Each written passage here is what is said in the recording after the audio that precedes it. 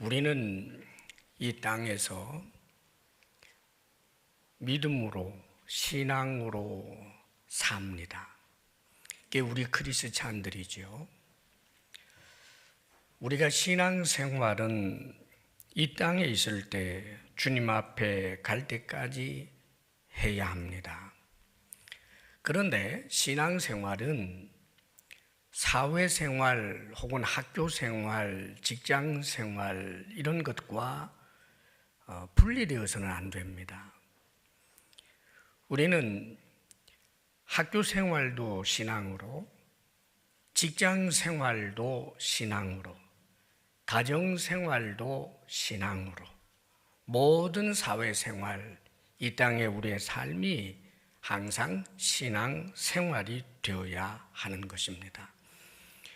우리에게 있어서 가장 소중한 것은 신앙이고 믿음입니다. 믿음이 있어야 우리가 주님 앞에 서게 될 때 주님을 볼 수 있습니다.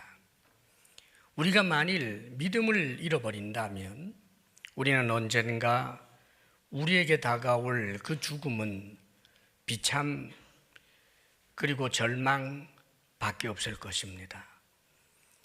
우리가 믿음으로 늘 기대해왔던 주님을 대면하여 보게 되는 그런 큰 은혜는 끝까지 믿음을 지킨 사람들에게 주어지는 복입니다. 여러분 마음속에 항상 믿음이 있는 사람들, 신앙으로 살아가는 사람들이 다 될 수 있기를 바랍니다. 오늘 이 두 가지 큰 일화가 소개되고 있는데 성경은 이 내용을 통해서 우리가 이 땅에서 역시 견고한 믿음으로 살 수 있는 교훈들을 들려주고 있습니다. 오늘 31절 말씀에 우리 주님께서 하신 말씀 일부분을 함께 읽어봅니다. 31절 다 같이 시작. 예수께서 12제자를 데리시고 이르시되 보라, 우리가 예루살렘으로 올라가노니 선지자들을 통하여 기록된 모든 것이 인자에게 응하리라. 아멘. 지금 예수님께서 제자들과 함께 또 예수님을 따르는 많은 무리들과 함께 예루살렘으로 올라가고 있습니다. 지금 많은 사람들은 예수님이 예루살렘으로 올라가면 다윗의 후손 메시아로서 등극하게 되는, 왕으로서 등극하게 되는 그런 놀라운 일이 일어나지 아닐까 할까, 그렇게 큰 기대들을 갖고 있는 상황입니다. 그런데 예수님께서는 예루살렘으로 올라가면 선지자들을 통하여 기록된 모든 것이 인자에게 응하리라 그러시면서 당신이 수치를 당하고 고난을 당하고 그리고는 결국은 침뱉음을 당하고 죽임을 당하게 된다. 그리고 난 다음에 3일 만에 살아나리라 하시는 이런 말씀을 하십니다.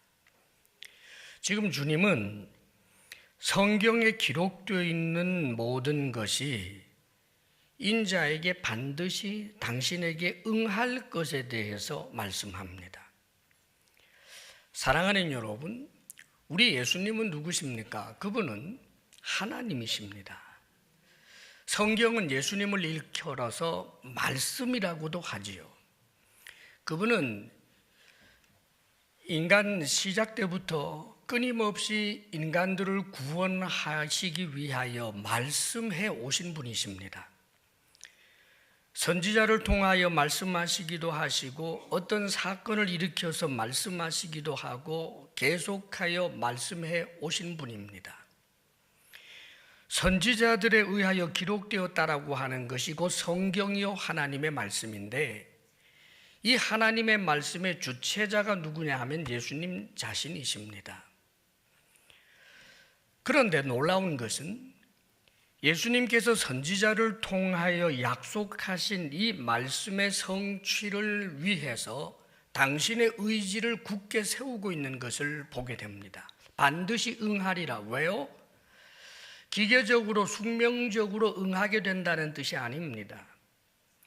말씀이신 예수님께서 당신이 하신 그 약속의 말씀이 반드시 이루어지도록 하시겠다라고 하는 하나님의 의지가 담겨 있는 말씀인 것입니다, 여러분.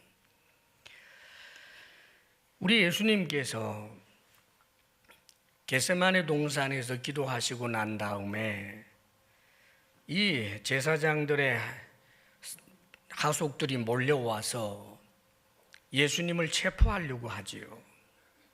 그 일단의 사람들이 와서 체포하려고 할 때 예수님이 왕이 될 것에 대하여 기대하고 정말 저 잘못된 왕을 끌어내리고 로마의 압제에서부터 벗어날 것을 기대했던 사람들은 칼을 뽑아들면서 우리가 칠까요?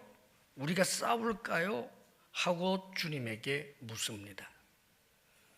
그런데 주님께서는 칼을 칼집에 꽂으라고 말씀하시며 만일 내가 원한다면 하늘의 천사들 12영이나 되게 그 많은 천사들을 불러들일 수 없다고 생각하느냐? 이 12영이란 12군단을 말하는 거예요. 우리 주님께서 당신을 지금 강제하려고 하는 이들에게 맞서서 하늘에 있는 천군 천사들을 동원할 만한 그런 능력, 그런 권리, 그런 자유가 내게 없는 줄 아느냐? 그러나 만일 내가 그렇게 하면 이런 일이 일어날 것이라고 말씀한 성경 말씀이 어떻게 이루어지겠느냐? 사랑하는 여러분, 우리 인간들은 숙명적으로 하나님의 말씀 되는 대로 그대로 우리는 항거할 길이 없습니다. 하나님이 이런 일이 있겠다면 이런 일이 있는 것이고 저런 일이 있겠다면 저런 일이 있을 것입니다.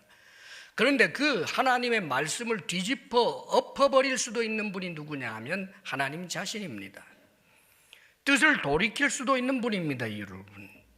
그런데 놀랍게도 하나님이신 우리 예수님은 당신께서 선지자들을 통하여 주신 말씀, 성경에 기록된 이 하나님의 말씀을 당신의 마음이 변해서 뒤집어 엎어버리거나 바꾸는 일이 절대로 없을 것에 대하여 말씀하십니다.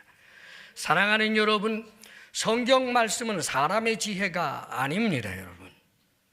과학자들의 어떤 보고서도 아니고 연구 업적도 아닙니다. 하나님의 말씀은 하나님께서 우리에게 해주신 약속의 말씀인데 그 약속의 말씀이 반드시 이루어지도록 그런 의지를 세우고 계시는 분이 우리 하나님이십니다. 그러므로 사랑하는 여러분, 우리가 이 땅에서 신앙생활을 하면서 반드시 명심하고 붙잡고 믿어야 할 것은 하나님의 말씀은 반드시 이루어진다. 하나님의 약속은 반드시 그 약속을 믿는 이들에게 그 약속의 말씀처럼 성취된다라고 하는 이 믿음을 가지고 있어야 하는 것입니다.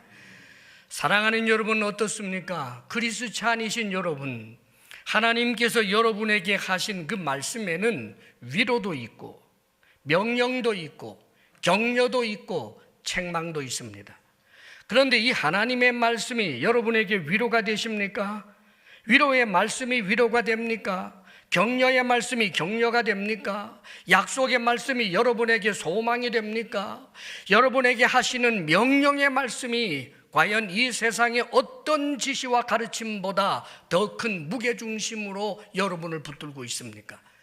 그렇다면 여러분들은 말씀이 반드시 이루어진다라고 하는 것을 굳게 믿고 있는 믿음의 사람임에 틀림이 없습니다. 하나님의 말씀이 내게 위로도 되지 아니하고 소망이 되어야 할 말씀이 아무런 소망도 되지 못하고 하나님의 말씀의 경고가 내게 경고도 되지 못한다면 사랑하는 여러분, 과연 그리스찬이라고 할 수 있겠느냐 그 말입니다. 우리는 우리 자신을 항상 말씀 앞에 비추어 보면서 현재 내가 가진 신앙의 현 주소를 늘 점검할 필요가 있는 것입니다, 여러분. 우리가 주님 앞에 서게 되는 것은 내가 이 세상에서 이루어 놓은 어떤 업적이나 여러분들이 이루어 놓은 어떤 성공 때문에 하나님 앞에 서게 되는 것 아닙니다. 오직 하나님의 약속의 말씀을 믿는 그 믿음으로 하나님 앞에 설 수 있게 되는 것입니다. 항상 믿음 있는 사람들이 되시기를 바랍니다. 성경에 보면 참 안타까운 사람의 이야기가 있습니다. 여러분들이 성경을 보시면 특별히 이 유대 나라의 마지막 왕인 시드기야에 관한 일화를 아마 보았을 것입니다, 여러분. 시드기야라고 하는 사람, 제가 보기에 하나님께서 이 시드기야라고 하는 지금 우리가 볼 때 참 좀 함량이 미달처럼 보이는 사람이지만 하나님께서 굉장히 사랑해 주셨던 사람이 놀랍게도 시드기야입니다. 이 사람은 예레미야를 통하여 하나님의 말씀을 듣습니다. 예레미야를 통하여 하나님께서 주신 말씀은 약속이었습니다. 명령이고 권고였습니다. 그것은 뭐냐 하면 지금 쳐들어오고 있는 저 바벨론, 너희 나라를 지금 침략하고 있는 저 바벨론에게 항복하라는 것이었습니다. 주님께서. 자, 그런데 이 시드기야 왕은 여러 가지 주변의 애국이라고 하는 사람들의 그런 이야기를 들으면서 이러지도 못하고 저러지도 못하고 우유부단하고 늘 주저하는 사람입니다. 아무리 보아도 군사력으로 도대체 저 바벨론과 대적할 수 없을 만큼 자기들이 약하다는 것은 압니다. 그런데 죽어도 싸워야 된다라고 하는 사람들의 이야기를 들으니 군사력이 약해도 그래도 싸워야 된다는 생각이 또 한편으로는 듭니다. 이러지도 저러지도 못하는 그런 가운데 시간만 흐르고 있는데 사람을 보내서 예레미야, 그 구덩이 속에 있는 예레미야를 건져내서 왕궁으로 불려들여서 모처에서 만나서 진지하게 질문을 해요. 내가 어떻게 하는 것이 옳으냐? 하나님께서는 뭐라고 하시더냐? 선지자 예레미야에게 묻죠. 그런데 여러분, 성경 말씀을 기억하십시오. 예레미야가 이렇게 말합니다. 자기 의견을 말하지 않았습니다. 만군의 여호와 하나님이 말씀하십니다. 왕이여, 하나님이 말씀하십니다. 항복하면 왕의 생명이 보존되고 왕의 가족들의 생명이 보존되고 뿐만 아니라 이 예루살렘 성이 불타 사라지지 아니하고 백성들도 죽지 않습니다. 그러나 항복하지 아니하고 싸우면, 그러면 이 성은 불타고 왕의 자녀들은 죽게 되고 왕도 생명을 잃게 될 것입니다 라고 이야기를 합니다. 그런데 여러분, 그런 상황에서 이 시드기야가 한 말이 참 기가 막힙니다. 항복을 하고 싶어도 항복을 하면 진작에 항복해야 된다고 했던 사람들, 지금 저 바벨론에 이미 먼저 끌려가 있는 그 사람들, 그들 앞에 내 꼴이 뭐가 되겠냐? 내가 항복을 했는데 나를 먼저 항복해서 지금 포로로 잡혀가 있는 이 유대 백성들 앞에 나를 거기 던져버리면 내가 얼마나 망신을 당하겠느냐? 그거 두려워서 잘 못하겠어. 다시 한번 이야기합니다. 하나님의 말씀을 들으십시오. 만일 항복하면 전에 말씀한 것처럼 온전히 살게 되고 예루살렘도 온전히 보존되지만, 그러나 계속하여 항거하게 되면 여러분의 이 왕의 딸들이 저 바벨론 사람들의 노리개가 되고 아들들은 죽을 것이고 이 성은 불타 없어지게 될 것입니다. 그래서 고민하고 돌려보냈습니다. 그런데 고민만 합니다. 그런데 주저하기만 합니다. 주저하면서 시간만 보냅니다. 그러다가 끝납니다. 쳐들어오고 성은 함락되고 포로로 잡혀서 끌려가서 저 바벨론 왕 앞에서 자신이 사랑하는 아들들이 자기 눈앞에서 처형을 당하고 자기 눈은 뽑혀서 쇠사슬에 칭칭 감겨 질질 끌려서 바벨론까지 끌려가게 되는 그런 신세, 그리고는 전혀 회복되지 못하고 죽어버리는. 사랑하는 여러분, 하나님의 말씀 앞에서 주저하는 것, 하나님의 말씀 앞에서 결단하지 못하는 것, 이것은 유익이 없는 것입니다. 사랑하는 여러분, 하나님이 이미 사랑하는 시드기야였습니다. 하나님이 하나님의 백성, 유대 백성들의 통치자로 세워준 하나님이 선택한 하나님 집의 일꾼이었습니다. 그런데도 하나님의 말씀을 붙들지를 못합니다. 계속해서 주저합니다. 주저하는 동안에는 마음이 편했을까요? 아닙니다. 먹어도 맛있었겠어요? 입어도 멋있었겠습니까? 잠을 자도 잠을 잘 잤겠느냐고요. 하나님의 사람이 하나님의 말씀 앞에 주저하는 것은 스스로도 고통스럽고 그 주저함은 결국은 하나님 앞에 불신이 되어버리기 때문에 그에게 주어질 유익이란 전혀 있을 수 없는 것이 되어버리고 마는 것입니다. 오늘도 하나님께서는 끊임없이 하나님의 백성 되는 우리들에게 성경 말씀을 통하여, 선포되는 말씀을 통하여, 혹은 여러분들이 큐티를 하면서 셀 가족 모임에서 나누면서, 심지어는 스쳐 지나가는 교회 학교 어린아이 입에서 나오는 말들로도 여러분들에게 끊임없이 하나님의 말씀을 들려주고 있습니다.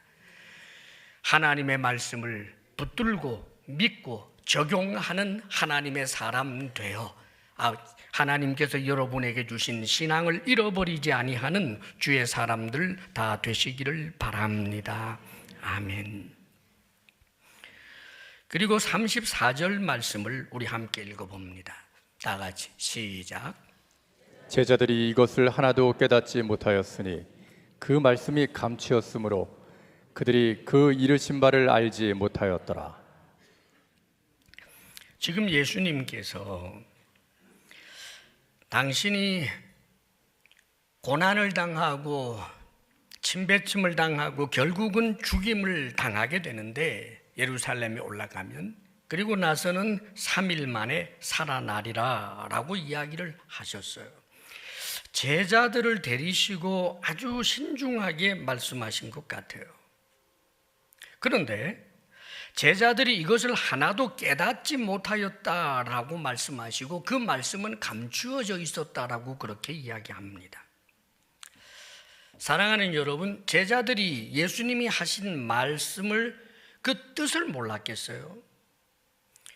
외국어로 말씀하시는 게 아니고 이들이 알아듣도록 하는 말씀이 있었지 않습니까? 너희들이 지금 올라가면 내가 왕 될 것을 생각하는데 예루살렘에 올라가면 나는 고난을 당하고 침뱉음을 당하고 채찍 맞고 그리고는 죽어, 그리고 난 다음에 3일 만에 부활한단다, 살아난단다 하는 이 이야기를 귀먹지 않은 다음에야 왜 못 알아들었겠어요? 그래서 성경에 보면 베드로는 맞서죠.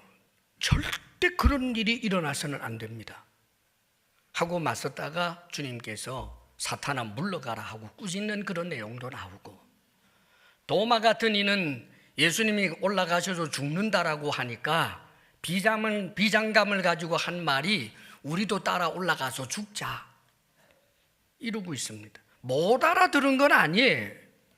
그런데 깨닫지를 못해.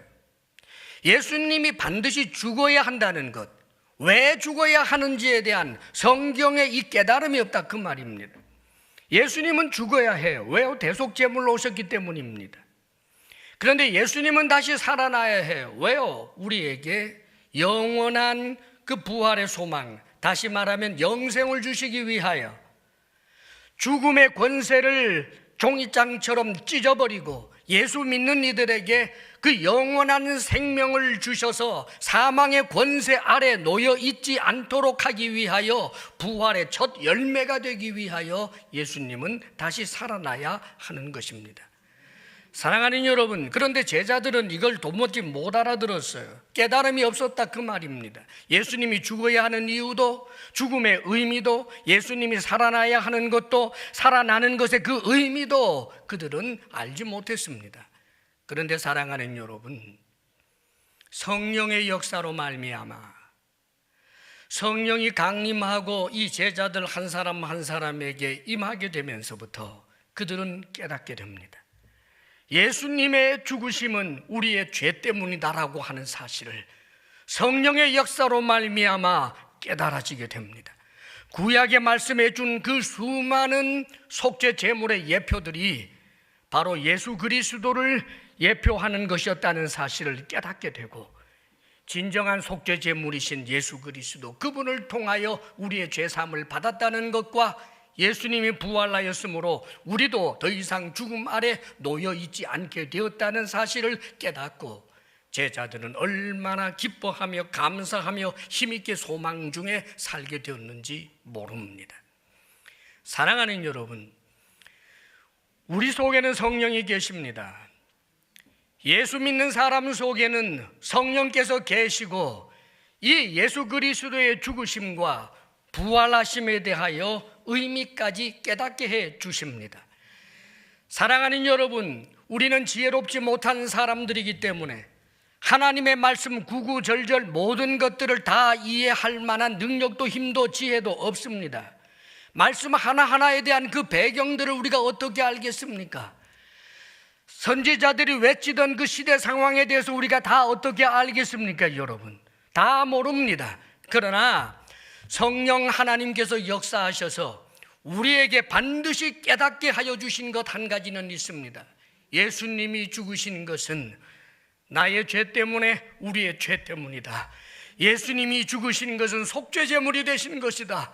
예수님이 살아나심으로 말미암아 나도 더 이상 죽음 아래 놓이지 않게 되고 주님과 더불어 영생하게 되었다. 이것을 우리가 깨닫게 되는 것 아닙니까? 사랑하는 여러분, 이것이 깨달아진다면, 이것이 온전히 믿어진다면 여러분들은 건강한 믿음을 갖고 있는 사람들인 것입니다. 그런데 여전히 교회 생활하면서도 예수 그리스도의 죽으심의 의미에 대하여 인정하지 못한다면 저는 분명히 말합니다. 그는 아직 크리스찬이 아닙니다. 사랑하는 여러분, 예수 그리스도께서 부활하셨다는 사실에 대하여 여전히 빈정되고 있다면 저는 말합니다. 그는 종교인일런지는 모르지만 크리스찬은 아닙니다. 이 세상에 수많은 종교들은 모르고도 믿는 것 굉장히 많습니다.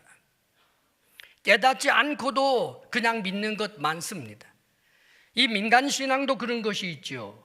심지어 제가 언젠가 신방을 갔을 때 그 떼어내긴 했습니다만 그분이 깨닫고 떼어냈는데 달마도가 붙어 있어요. 달마도가. 그 달마도가 왜 붙어 있을까? 여러분, 달마도가 있으면 귀신 쫓아내고 그 집에 좋은 일이 있을 것이다라고 하는 믿음을 가지고 달마도 붙여놓는 것 아닙니까? 부적을 붙여놓는 것도 그렇고 말이죠. 그런데 사랑하는 여러분, 달마가 누군지도 모르고 그 부적을 붙이게 되면 그렇게 좋은 일이 일어나고 귀신들이 쫓겨나간다라고 하는 권위 있는 자의 어떤 보장도 없는, 그런데도 믿어요. 사랑하는 여러분, 성경이 우리에게 가르쳐 주시는 믿음은 그런 아무것도 모른 채 그냥 믿기만 하면 된다라고 하는 믿음이 아니에요. 다는 모르지만 우리 신앙의 가장 큰 핵심이라고 하는 예수 그리스도 십자가 구속의 은혜와 부활의 그 영광에 주어지는 엄청난 소망을 가지지 못한다면 그거 어찌 하나님의 사람이라고 할 수 있겠습니까?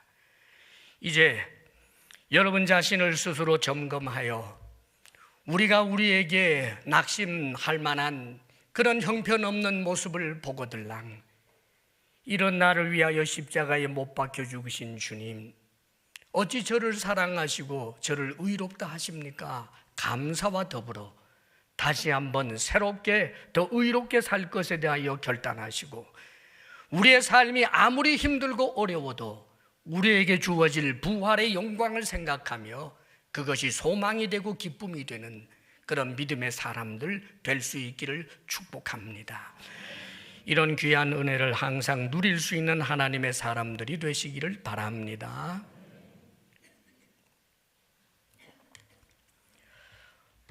오늘 성경은 또 한 가지 중요한 내용을 보도해 주고 있지요. 우리 주님께서 예루살렘으로 가기 위하여 이제 여리고에 가까이 가게 되었는데, 거기에 한 맹인이 길가에 앉아서 구걸을 하다가 무리가 지나감을 듣고 무슨 일이냐고 묻게 되지요. 마가복음에 보게 되면 이 맹인이 바디메오라고 되어 있어요. 날 때부터 소경 바디메오. 바는 아비라는 뜻입니다. 아버지. 그러니까 아들이라는 뜻입니다. 바는. 그러니까 디메오의 아들이라는 말이에요. 놀랍게도 이 날 때부터 소경된 사람의 아버지는 사람들이 알아요. 디메오의 아들이니까. 그런데 언제부터 어떤 일이 있었는지 성경은 자세하게 이야기는 해주지 않지만, 일찌감치 아버지가 죽었는지 그 가족들이 모두 뿔뿔이 흩어졌는지 그 이유는 알지 못하지만, 아주 어린 시절서부터 구걸을 하면서 살아온 사람이라는 것을 적어도 이 여리고 인근의 사람들은 다 알고 있었다는 뜻입니다. 자, 그런 사람이 예수님께서 지나간다라고 하는 웅성웅성하는 소리, 무리들이 지나가는 것을 듣고, 여기 나사렛 예수님께서 지나가신다 하는 어떤 사람의 이야기를 듣고 나서는 맹인이 크게 외치지요.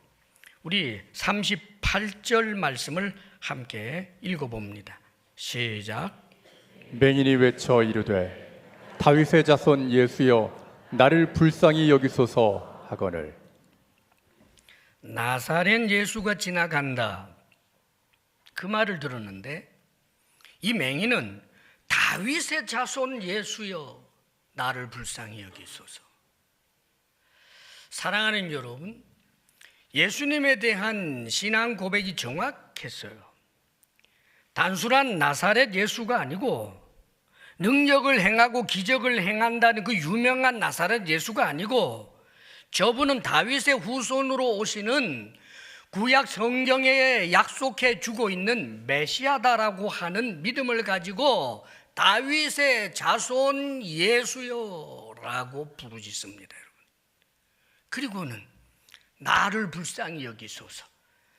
저 메시아이신 저분은 나를 불쌍히 여기는 자비로우신 분일 뿐만 아니라 불쌍히 여기신다면 나를 고칠 수 있는 능력도 있다라고 하는 이 믿음이 내포되어 있는 부르짖음이었습니다, 여러분. 사랑하는 여러분, 이런 믿음이 어떻게 바디메오에게, 이 소경에게 있었을까? 믿음은 들음에서 나기 때문입니다. 예수님에 관한 이야기를 많이 들었을 테고 성경에 관한 이야기도 들었을 터입니다. 그런데 그 들은 것으로 그에게는 믿음이 생긴 거예요. 그런데 앞서가는 사람들이 꾸짖죠. 잠잠하라 합니다. 시끄럽다 합니다. 왜 앞서가는 사람들이 다윗의 자손 예수여라고 부르짖는 이 맹인의 부르짖음을 더 부르짖지 못하도록 그렇게 쥐어박는 이야기를 했을까? 물론 여기는 여러 가지 이론들도 있을 수 있습니다. 시끄러우니까. 그리고 예수님께서 뭔가 진지한 가르침을 혹은 하고 있었던 것 아닌가, 이런 이야기도 있습니다. 그런데 판단해 보기에 예수님을 따르는 무리들 가운데는 예수님을 믿고 따르며 메시아라고 생각을 하는 사람들도 있지만, 예수님을 경계하는 사람들도 많이 있었다고 봅니다. 예수님을 향하여 다윗의 자손이라고 외치는 것이 굉장히 귀에 거슬렸던 사람들, 나사렛 예수를 무슨 다윗의 자손이라고 부르고 있어, 시끄러. 아마 그랬을 것이라고 저는 짐작합니다. 어쨌든 삶의 자리에서 메시아여, 그리스도여 그렇게 부르짖고 믿고 있는 우리의 믿음, 우리의 신앙 고백을 방해하는 세력들, 그것을 언짢아하는 세력들은 옛날이나 지금이나 있는 법입니다. 요즘 예수 믿는다는 것을 자랑스럽게 내놓기가 참 힘든 시대가 되어가고 있습니다. 그래도 자랑해야 합니다. 예수 믿는다는 것보다 더 복된 일은 없기 때문입니다, 여러분. 그들이 잘못 알아서 저들이 불쌍한 것이지 바로 알고 있는 내가 불쌍한 것이 아닙니다. 그런데 왜 예수님이 그리스도라고, 하나님은 살아계신다고, 하나님이 역사를 주관하신다고 왜 그렇게 당당하게 말 못합니까? 누군가가 조금만 면박을 주면 움찔움찔하고 기어 들어가는 소리를 내고 나중에는 아예 소리조차 못 내는 그런 비겁한 그리스찬들이 얼마나 많습니까, 여러분? 다윗의 자손이라고 부르짖더니 그렇게 소리 지르지 말라고 그렇게 면박을 주고 있는 그런 상황 속에서 놀랍게도 이 맹인은 더욱 크게 소리를 질렀습니다. 다윗의 자손 예수여, 나를 불쌍히 여기소서.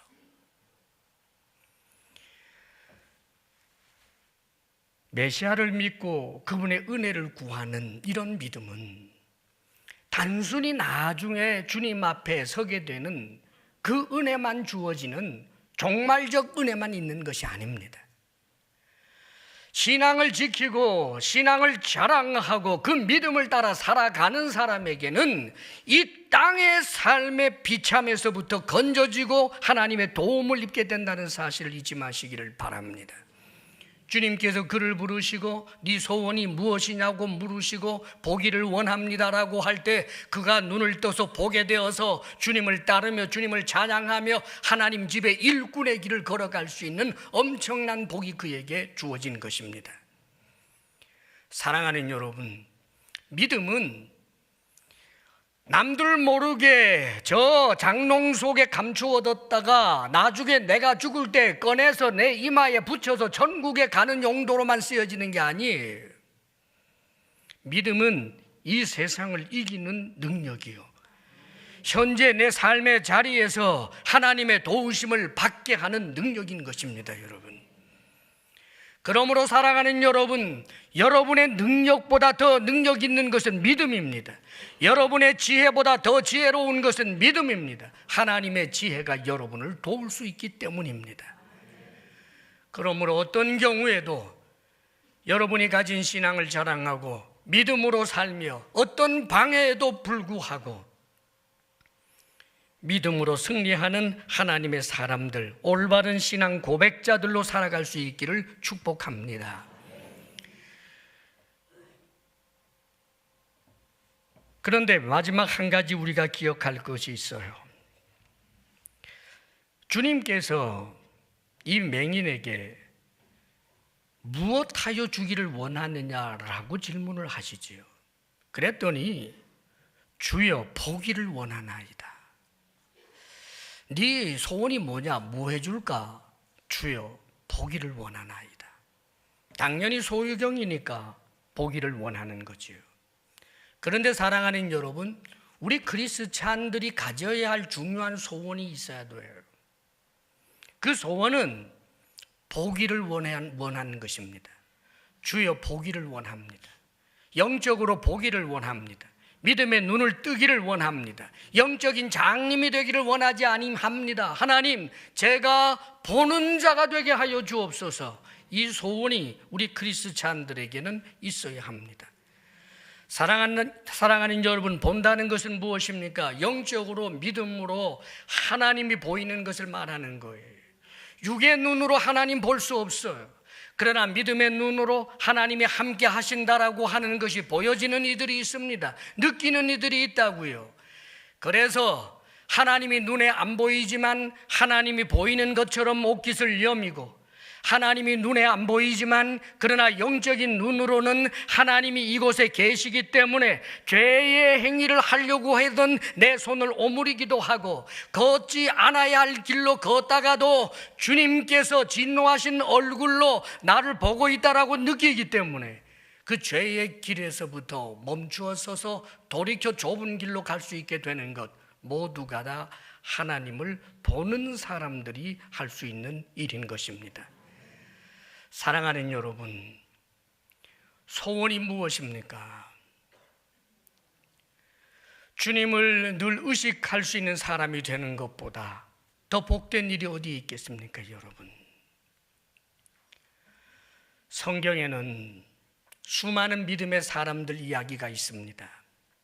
그런데 그들의 공통점은 어떤 경우에도 하나님을 의식했다라고 하는, 내가 지금 하나님의 눈앞에 있다라고 하는 사실을 오랫동안 견지할 수 있는 사람들이었습니다. 때때로 그런 사람들도 잠시 영적으로 어두워질 때도 있어요. 우리는 그만큼 죄성이 있기 때문에 그렇습니다. 다윗과 같은 사람, 그렇게 엄청난 시련과 고통 가운데서도 하나님을 늘 의식하여 하나님 목전에서 행하였기 때문에 그런 소망이 있었고 믿음이 있었고 대장부였고 당당했지만, 왕이 된 다음에 왕의 권력에 취하고 그리고 잠시 육신의 정욕에 사로잡히게 될 때 하나님이 보이지 않는 순간이 있었고, 그것이 다윗에게는 가장 고통스럽고 그에게 개인적으로 불행했던 시절 아닙니까? 그러나 다시 눈을 떠 주를 보게 되고 계속하여 주님을 의식하며 살았던 다윗은 지금 믿음의 사람으로, 위대한 믿음의 사람으로 오늘 우리가 본받고 있는 것 아니겠습니까? 사랑하는 여러분, 하나님을 의식하지 아니하는 것이 내 신앙생활의 습관이 되지 아니하도록 노력하십시오. 성경에 보면 엄청난 은혜를 아예 태어날 때부터 그렇게 받아서 태어나는 사람이 있어요. 삼손입니다, 여러분. 태어날 때도 참 별나게 태어납니다, 여러분. 그 부모에게 삼손이 태어날 때 고지해주고 태어날 때부터 나시린이라고 이야기해주고 엄청난 힘이 있게 될 것이다라고 하는 것들이 다 고지된 채로 엄청난 은혜 가운데 태어난 사람이 삼손입니다, 여러분. 그런데 여러분, 그에게는 아주 좋지 못한 습관 하나가 있어요. 하나님 의식을 별로 안 해요. 하나님을 부인하는 것은 아닙니다. 그러나 그렇게 하나님을 의식하지는 않아요.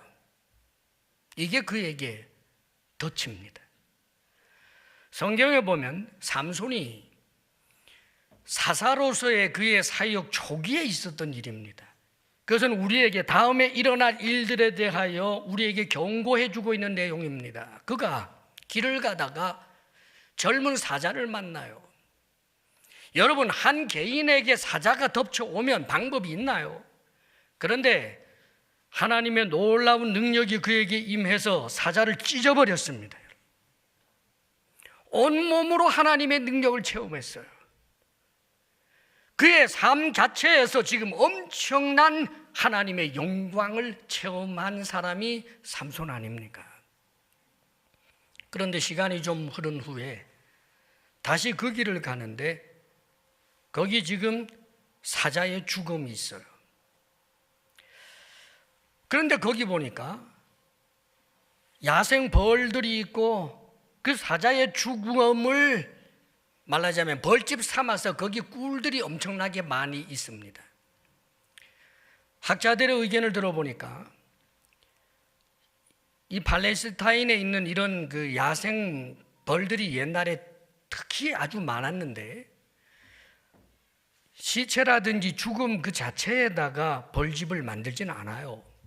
그러나 사자가 죽고 난 다음에 독수리가 쪼아 먹고 뭐 혹은 들개들이 뜯어 먹고 하면 앙상하게 뼈만 남았다거나 혹은 여기저기 살점이 좀 붙어 있다고 해도 엄청난 뜨거운 태양 아래에서 미라처럼 말라 비틀어져 있었기 때문에, 그래서 그것이 마치 벌통처럼 되어서 거기에 야생 벌들이 깃들어서 엄청난 꿀들을 지금 보관하고 있는 거예요. 그런데 여러분, 성경을 보면 삼손은 1도 고민하지 않아요. 바로 꿀, 힘 좋고 하니까 뭐 이 야생 벌들이 쏘는 것 정도는 걱정도 안 했나 봐요. 뭐 살까지 두꺼웠는지는 모르겠습니다만은 그냥 가서 꿀 냅다 취해가지고 자기도 좀 먹고 꿀 담아가지고 집에 와서 부모님에게 드립니다. 꿀 어디서 났니? 몰라도 돼요. 왜요? 자기도 알아요. 나시린이 죽음에서 시체에 손을 대면 부정해진다는 거, 자기는 나시린이잖아요. 나시린이기 때문에 지금 머리도 기르고 있고, 나시린이기 때문에 시체를 가까이 하면 안 된다는 것 알고 있어요. 알고 있는데 상관없어요. 하나님 별로 의식 안 해요. 사랑하는 여러분, 그는 그가 가진 능력의 10분의 1도 제대로 사용하지 못하고 사사 가운데서 부끄러운 구원을 얻은 사람, 그가 가진 그 능력으로 기드온보다도 더 엄청나게 이스라엘 백성들에게 기여할 수 있음에도 불구하고 자기의 능력의 10분의 1도 안 되는 기드온, 소심남 기드온, 그 기드온보다 훨씬 못한 사람이 되어버리고 말았습니다. 기드온은 어떤 사람입니까? 하나님을 의식하는 사람, 하나님을 의식하는 사람. 하나님의 명령 한마디가 떨어지면 너무 소심하기 때문에 벌벌 떨면서 밤에라도 하나님이 하신 명령은 준행하려고 했던 사람. 하나님을 의식하는 기드온과 하나님을 의식하지 않고 하나님을 보지 아니하는 이 삼손과의 차이는 하늘과 땅의 차이가 되는 것입니다. 사랑하는 여러분, 우리가 살아가야 할 이 세상 천국 아닙니다. 사건과 사고는 지뢰밭처럼 터지고 세상 국제 정세는 어떻게 돌아갈는지 모르고 우리는 내일 어떤 일이 있을지 모르는 가운데 살고 있습니다. 그러나 사랑하는 여러분, 그러나 우리는 아메바가 진화해서 우연히 인간이 된 그런 존재가 아닙니다. 태양이 우연히 저기 있고 지구가 우연히 거리가 있어서 그래서 식물이 살고 동물이 사는 그런 공간이 된 것도 아닙니다. 우리는 압니다. 하나님이 창조하셨고 하나님이 섭리하시고 하나님이 다스리십니다. 그렇다면 사랑하는 여러분, 하나님 의식하십시오. 우리가 살고 있는 이 세상 살아볼 만합니다. 하나님이 함께 하시는데 왜 광야 같은 세상이라고 해서 못 살겠습니까? 사랑하는 여러분, 모세처럼 살 수 있고 다윗처럼 살 수 있는 것입니다.